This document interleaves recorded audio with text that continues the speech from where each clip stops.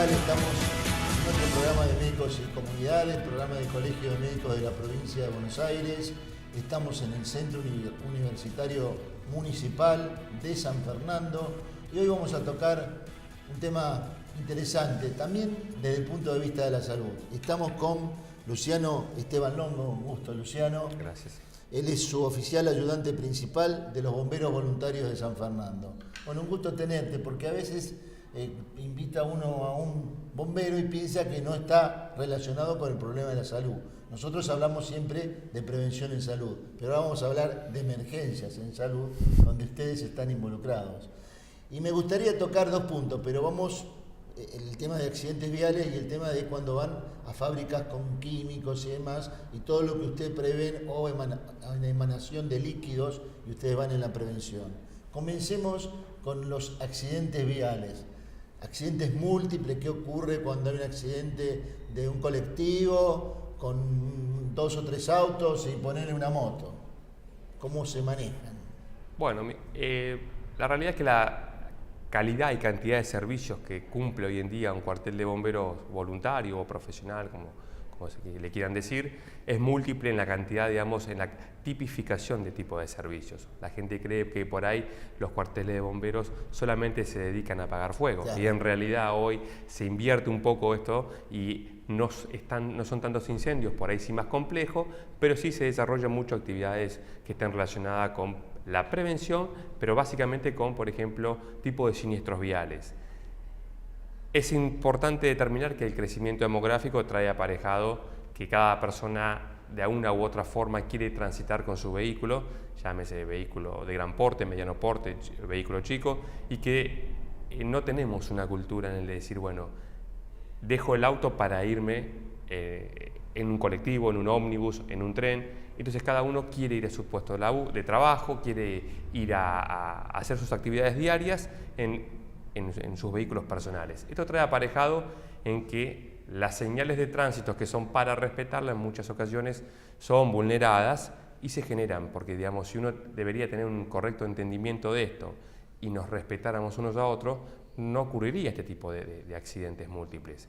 Si bien está, en su gran mayoría, la falla humana o la falla tecnológica que puede dar como consecuencia básicamente un indicio, un siniestro, generalmente cuando hay un siniestro de gran envergadura en el cual participan vehículos de gran porte, uno se tiene que preparar básicamente, previamente, para poder responder a un accidente múltiple. Dentro de que sea un accidente múltiple uno podría decir, bueno, ¿dónde se da? ¿Dónde se suscita básicamente? Podríamos decirlo dentro de lo que sería el tejido urbano, dentro de lo que es una calle, una avenida, dentro de lo que es una ruta, una autopista. Y esto es importante determinarlo a la hora de que es muy importante llevar a cabo las acciones de rescate o de excarcelación o de salvamento de personas, pero también muy importante aún es la señalización del lugar del hecho, porque generalmente ya ha ocurrido es que, como dicen los curiosos, por el mero hecho de ver qué es lo que está ocurriendo, se genera en las proximidades un siniestro de igual o peor magnitud del que ya se está generando. Entonces, lo que se hace básicamente es, hay que poner de manifiesto que algo importante es que antiguamente los bomberos hacíamos todo el trabajo de lo que se denomina la emergencia prehospitalaria, aplicando técnicas, y esto es muy importante decirlo porque muchas veces la gente toma cursos en el exterior donde la legislación es diferente a la República Argentina y donde uno tiene que saber hasta dónde y qué es lo que realmente puede hacer. Nosotros como rescatistas, como bomberos, como manejadores de la emergencia en lo que sería el campo prehospitalario, estamos permitidos o facultados a hacer maniobras que sean no invasivas. Es decir, ¿qué significa esto? Nosotros no podemos hacer como uno ve por ahí en una serie en el exterior donde los bomberos toman iniciativa de colocar accesos venosos y demás. Nuestra función específicamente es, obviamente, un apoyo psicológico a la víctima, obviamente tranquilizarla, explicarle qué es lo que ocurrió, llevarle tranquilidad y llevar a cabo las maniobras que sean básicamente de excarcelación si está imposibilitada básicamente de salir. A ver, estar dentro de un vehículo siniestrado porque fue impactado por un vehículo de gran porte y decirle que vamos a tener que cortar el techo para sacarlo, uno se pone a pensar y sentir el ruido de cuando la chapa se está seccionando y uno se encuentra en esta situación, obviamente que está nervioso. Entonces lo más importante de todo esto es llevarle tranquilidad y decirle que en un corto periodo de tiempo se lo va a poder liberar para luego ser trasladado obviamente a un centro de complejidad de salud como corresponde. Vos planteaste, te interrumpo, sí. Vos planteaste algo muy importante, cercar el lugar, sí. Cercamiento del lugar es fundamental, porque también dijiste, si yo no hago cercamiento del lugar, tengo el conflicto afuera del evento, porque todos quieren inmiscuirse, hay peleas y demás, y ahí se te genera otro conflicto. Vos lo que estás planteando en las técnicas no invasivas es llamar a la emergencia médica. Correcto. Para que concurra al lugar y haga las medidas que tengan que hacer, pero ustedes están capacitados para la resucitación, para sacar, que otra cosa que después me gustaría charlar es cómo saco al paciente, a la persona del auto y sin evitar, y cuándo sí o cuándo no, porque si yo no hago ese acercamiento, todos tratan de traccionar y tenemos problemas peores, ¿verdad? Sí, una cosa importante que uno a veces se encuentra en el lugar es que la gente dice siempre, llegan los servicios de emergencia, llámese los bomberos, el servicio de asistencia sanitaria municipal, provincial, que corresponda a un privado, básicamente, y la gente quiere a veces que hay que sacarlo ya de cualquier forma. A veces la presión del exterior limita mucho el accionar de los profesionales de la emergencia. Uno tiene que tratar que la víctima que ya fue o que ya tiene, digamos, básicamente una determinada cantidad de potenciales lesiones, no generarle más lesiones a las que ya tiene. Para eso uno tiene que analizar la escena y plantear básicamente qué va a hacer, cómo lo va a llevar adelante. Muchas veces se trabaja en conjunto. ¿En conjunto qué significa? Yo puedo conocer mucho de la parte de herramientas, puedo conocer mucho de la extracción, pero también tengo limitaciones del conocimiento de lo que puede interpretar desde el punto de vista de la patología que puede llegar a tener una víctima, producto, vamos a ponerle, de un impacto frontal o de un vuelco, que me puede dar un médico que viene arriba de una ambulancia, que conoce mucho del trauma, me puede dar herramientas y tiempos para poder llevar adelante la gestión integral de la emergencia. Una tarea en conjunto. En conjunto. Por otro lado, una tarea no menor es la que cumple generalmente la policía local, la policía de la provincia de Buenos Aires, los agentes municipales, la protección ciudadana, es en ordenar el tránsito, porque el que está a 2 cuadras y no puede pasar no tiene idea y lo único que quiere hacer es transitar de una u otra forma. Entonces lo que se busca más es el trabajo en conjunto para simplemente el éxito de una intervención, que en definitiva esto se ve reflejado en que la víctima sea rápidamente extraída y que tenga la menor cantidad de lesiones posible, porque uno tiene que pensar que después viene lo que se llama la rehabilitación. Entonces, si yo hago bien mi trabajo, voy a tratar en lo posible que esa recuperación sea en un corto periodo de tiempo y que no queden secuelas. Eso es lo que nosotros tratamos. Todos los protocolos de emergencia prehospitalaria generalmente se bajan o se traen o se toman, digamos, de cuadros normativos generalmente de Estados Unidos, donde hay mucha estadística y donde lo que se trata de buscar es evitar que las personas queden con incapacidades o discapacidades, básicamente. Entonces se trabaja mucho en eso. Obviamente que hay cuestiones particulares de hay que adaptar los manuales a la idiosincrasia nuestra de la República Argentina, a los lenguajes nuestros, las traducciones hay que adaptarlas, pero yo creo que todo lo que sea normatización es muy bueno al momento de aplicar técnicas. Y como bien dice, si uno aprende la técnica, la va a poder desarrollar, digamos, con un entrenamiento previo. Lo importante es practicar para tratar de cometer la menor cantidad de errores posibles el día que hay que utilizarlo. Bueno, vamos a ir a un corte y en el próximo bloque continuamos con este tema y con el tema de incendios y industrias que emanan tóxicos y por otro lado con los efluentes tóxicos. Vamos a un corte y volvemos con más médicos y comunidad.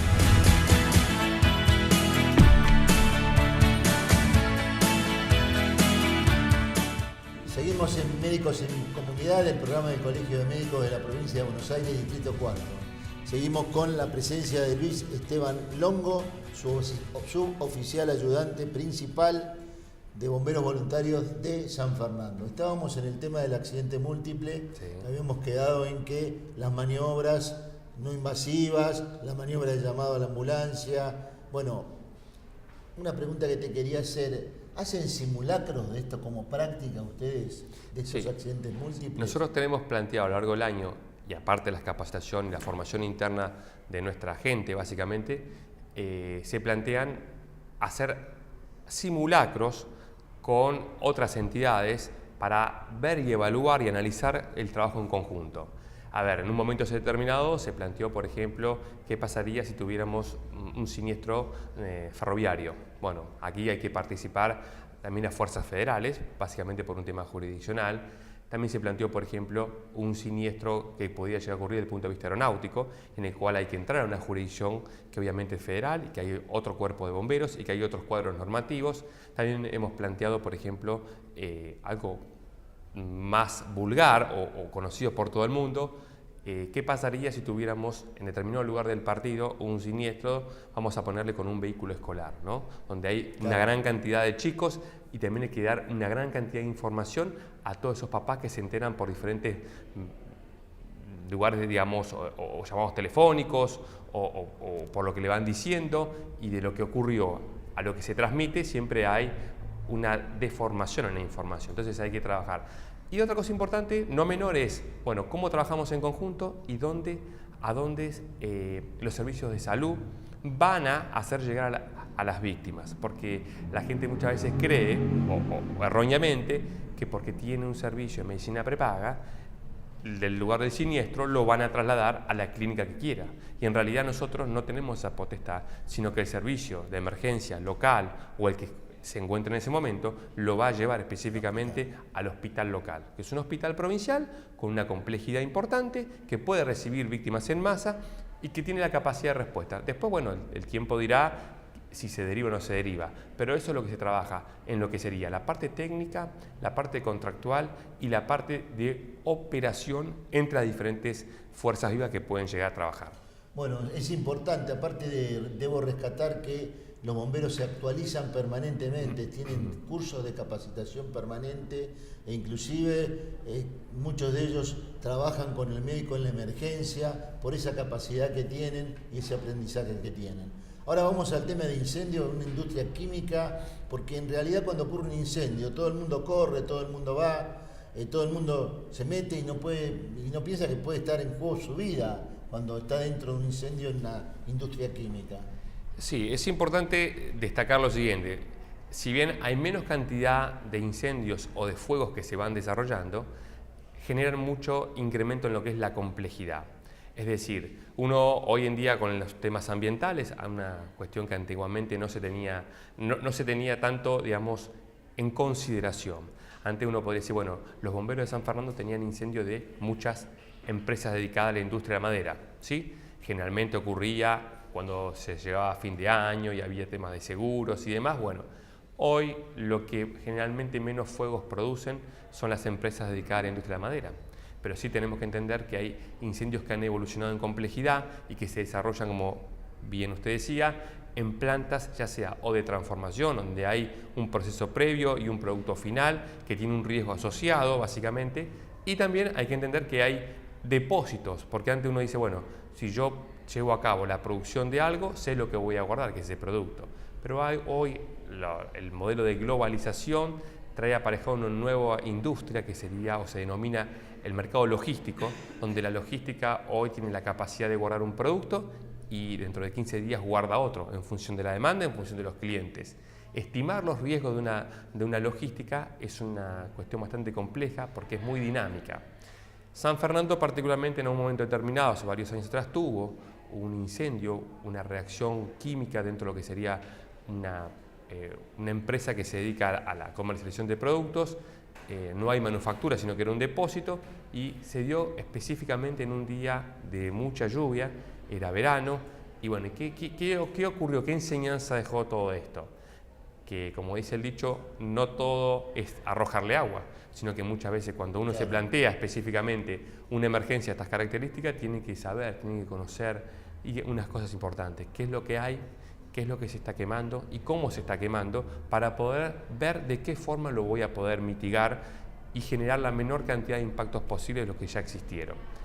Hay que entender también que muchos de estos lugares se emplazan en lugares donde el uso no es específicamente industrial, sino que hay usos compartidos, hay vivienda en los alrededores. Ese punto te quería decir. Entonces, ¿qué ocurre? Que es un contexto de una manzana, 2, 3, que están en un momento inhalando ese producto o esos productos, ¿no? Algo importante, uno mira en los manuales de procedimiento y hablan de la evacuación. Cuando uno plantea la evacuación en un escritorio, en lo que es trabajar en el pre-planning, parece muy fácil. Cuando uno lo quiere llevar básicamente a la vida cotidiana, a implementar esto, decirle a una señora que se tiene que ir porque hay riesgo ambiental, porque hay riesgo tóxico o porque hay un riesgo físico de un derrumbe, la gente no se quiere ir. Y no se quiere ir porque no tiene confianza, por todo lo que puede traer aparejado a continuación esto, pero a veces uno tiene que pensar que está el valor de la vida humana, que es imposible de reparar. Otra cosa importante es que los cuarteles de bomberos debieron, digamos, tipificar un nuevo riesgo a afrontar, capacitarse. Muchos de nosotros hemos tomado capacitaciones en el exterior, básicamente, porque la complejidad específicamente de mitigar un siniestro de orden químico, de orden ambiental, no es lo mismo que lo que se venía haciendo antiguamente. Entonces uno tiene que tener en cuenta que hay una evolución tecnológica en la cual los medios de extinción debieron acompañar este desarrollo tecnológico para poder preservar básicamente la vida de las personas, los bienes y algo no menor que es el ambiente. No hay que empeñar el ambiente a futuro porque si no estamos empeñando el futuro de las generaciones que van a venir. Entonces algo importante que se trabaja es tanto en la extinción como bien vos decías en la contención. ¿Y la contención de qué? Del producto que se pudo haber llegado a derramar, como también del agua que nosotros llegamos a arrojar para poder extinguir o mitigar el siniestro. Te voy a poner un ejemplo, porque lo has planteado claramente, pero llegás al lugar, una industria química, no sabes quién es porque hay un revuelo, me imagino, terrible, tenés que hacer toma de decisiones. ¿En qué parámetros digo, hago esto, no hago esto, agua, no agua? Si podés definirlo. Nosotros dentro del partido tenemos... Que vos dijiste que había un ejemplo... Exactamente. Tenemos un mapa, digamos, en el cual definimos los lugares o condiciones críticas. En función de que si se pasa un siniestro acá, ¿cómo voy a acudir o cómo voy a responder? En aquellas industrias en las cuales conocemos, básicamente. Claro. No olvidemos que las industrias químicas tienen una categorización ambiental en el cual la primera y la segunda, digamos... el primer y segundo nivel lo maneja el municipio y el tercer nivel de complejidad lo maneja la provincia. No quiere decir que lo desconozca el municipio, sino que están obligadas las empresas a decir qué es lo que tienen, qué es lo que guardan, qué es lo que producen. Esto es una herramienta muy importante en lo que es la preparación. Ahora, algo importante a determinar que tenemos que tener, yo siempre trato de inculcarlo, de compartir con las personas que recién inician esto, nos debemos conocer básicamente la dirección del viento. La dirección del viento, ¿por qué? Porque es a dónde me tengo que colocar, dónde me voy a tener que ubicar, qué potencial de riesgo tiene la población, hacia dónde va la nube del viento específicamente y qué producto se me está dispersando. Entonces, primero que nada, interpretar el ambiente, cómo se va a dar, si es de día o si es la noche. Si es de día tengo mayor altura en la cual el producto se va a dispersar y si es la noche el producto se va a dispersar de una forma diferente, es decir, no va a ganar tanta altura, pero va a ganar mucha superficie. Eso es complejidad. Entonces uno tiene que evaluar esas condiciones. Primero que nada, si es día, si es noche. Segundo, es la dirección del viento. Y tercero, bueno, una vez que tengo evaluado estas condiciones, ¿qué necesito para poder mitigar? Tenemos la posibilidad de trabajar en conjunto con los cuarteles de las zonas vecinas. Claro. Y esto nos permite tener un factor de renovación, tanto en personas como también en algo muy importante. Antiguamente los bomberos eran poco probable que utilicen equipo de respiración autónoma. Hoy es una herramienta fundamental como el casco. Entonces, cuando uno empieza a utilizar estos equipos de respiración, necesita una gran circulación de aire. Entonces, para eso hay que tener preestablecido, básicamente, cómo voy a rellenar esos tubos de aire. Tengo que tener tubos de mayor capacidad para poder... Y un cilindro de aire se gasta en un tiempo no mayor a los 20 minutos. Y si planteamos que una emergencia química lleva por ahí 4, 5, 6 horas, ¿cuánta cantidad de aire voy a gastar? Por otro lado, importante determinar es, bueno, una acción correcta de un cuartel de bomberos es aquel fuego o aquel siniestro que no se propaga. Digamos, si yo encontré un recinto delimitado y determinado y mis acciones son buenas, son correctas, el fuego no se debería propagar o el siniestro no se debería propagar. Entonces uno tiene que entender cuanto menor superficie tengo y si mis acciones son efectivas, es una buena forma de poder evaluar el accionar de un cuartel de bomberos, básicamente, que depende de la capacitación, del equipamiento y del acompañamiento. Son 3 patas que tienen que trabajar fundamentalmente a la hora de mitigar un siniestro. Y otra cosa importante que es, nosotros tenemos la posibilidad de trabajar en forma mancomunada con lo que es la defensa civil, una herramienta fundamental a la hora de la gestión, a la hora de brindarnos medios y de brindarnos por ahí servicios que a lo mejor nuestros recursos se enfocan específicamente en trabajar en lo que se denomina el área caliente. Algo muy importante que se trajo también de otros manuales de procedimiento en definir, bueno, el área caliente es el área en el cual tengo el siniestro en sí y en el cual yo debo tratar de tener la menor cantidad de cosas y personas posible.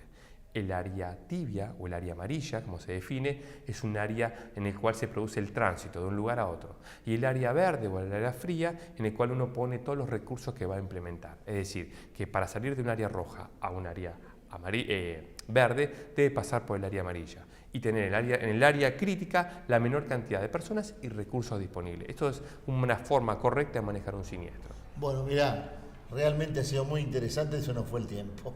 Así que muy bueno, te vamos a invitar nuevamente y creo que has podido resumir en muy corto tiempo toda una temática de incendios que después deberíamos profundizarlo, porque la comunidad debería conocer mucho más de estos temas.